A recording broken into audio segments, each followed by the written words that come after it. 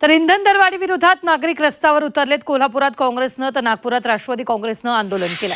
कोल्हापुरात फुलेवाडी पेट्रोल पंपावर आमदार सतेज पाटील यांच्या नेतृत्वाखाली आंदोलन करण्यात आलं।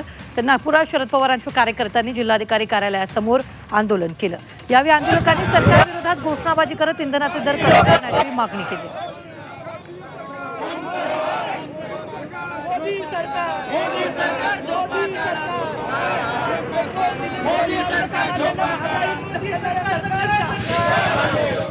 काँग्रेसच्या काळामध्ये दर काय होते क्रूड ऑइलचे आणि पेट्रोल डिझेलचे दर या देशामध्ये काय होते दाखवायचं काम आम्ही करतो।